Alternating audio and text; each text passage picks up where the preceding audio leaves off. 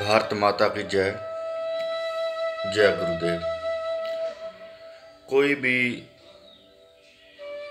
अदारा है, या कोई अखाड़ा है, या कोई साधु संत है, पहले वो अपनी धरती माँ से जुड़ा हुआ होता है, फिर ही वो साधु संत होता है।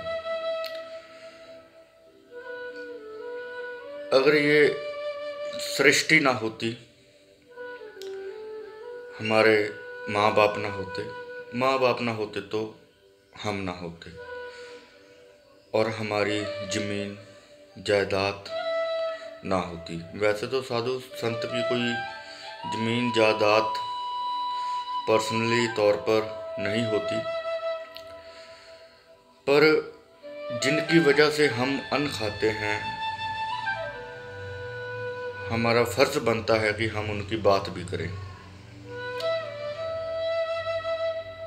हमें किसी ने, एक सरदार जी हैं दिल्ली के, MS बिट्टा जी, उनकी स्पीच भेजी। वो बहुत ही गुस्से में राकेश टिकैत जी के बारे में बोल रहे हैं। मैंने ज़्यादा स्पीच तो नहीं सुनी, लेकिन मुझे दुख हुआ उतना भी सुनकर कि आपके कोई भी किसी से भी मतभेद हो सकते हैं।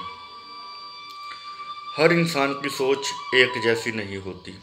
किसी की सोच कैसी है, किसी की कैसी है। इस समय हर किसी को ये सोचना चाहिए कि अगर किसान के पास ज़मीन ही नहीं रहेगी, वो क्या करेगा? अपने ही खेतों में मजदूरी करेगा। सबको सोचना चाहिए। थोड़ा सा आप सोचिए, किसान गलत नहीं कर रहा। अगर आपका घर है, आपकी दुकान है, आपकी फैक्ट्री है, वो सरकार या कुछ चंद बड़े लोग आपसे छीन ले तो आप क्या करेंगे बताइए? आपके पास कोई और तरीका नहीं बचेगा उस धरनों के बिना, या सरकार को अपना रोष दिखाने के लिए।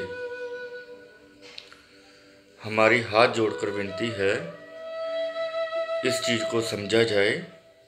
और जो पार्टियों से जुड़े हुए लोग हैं, हमने भी बीजेपी को वोट दिया,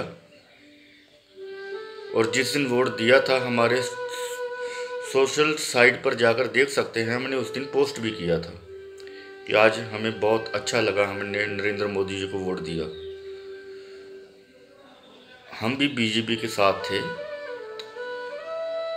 लेकिन आपको सोचना चाहिए कुछ भी बोलने के पहले, कुछ भी स्टेप उठाने से पहले।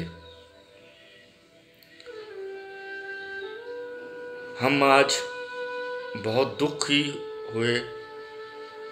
हम एक बहुत छोटे से महात्मा हैं, कोई बहुत बड़े महात्मा नहीं हैं।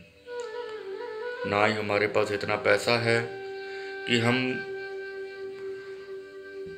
पैसा खर्च कर कर दिल्ली किसी धरने तक भी पहुंच पाए। लेकिन आज हम आप सबके सामने गंगा जल हाथ में लेकर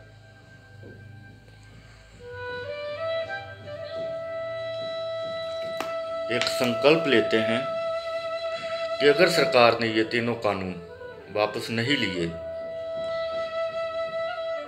हम किसी न किसी धरना स्थल पर जाकर अपनी जान दे देंगे। और सरकार को समझना चाहिए, इतना कठोर नहीं बनना चाहिए कि जो आपने बोल दिया सो बोल दिया। हमारी हाथ जोड़कर सरकार के आगे भी निवेदन है कि आपको आज किसानों की बात माननी चाहिए, बिल्कुल माननी चाहिए।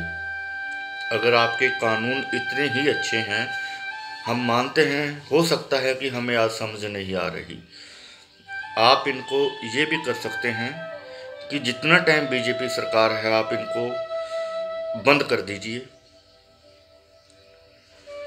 और दोबारा जब इलेक्शन हो, आप अपने उस समय आप बोलिए कि हम ये कानून दोबारा लेकर आएंगे। अगर फिर भी आप सत्ता में आते हैं तो कोई आपका विरोध नहीं करेगा।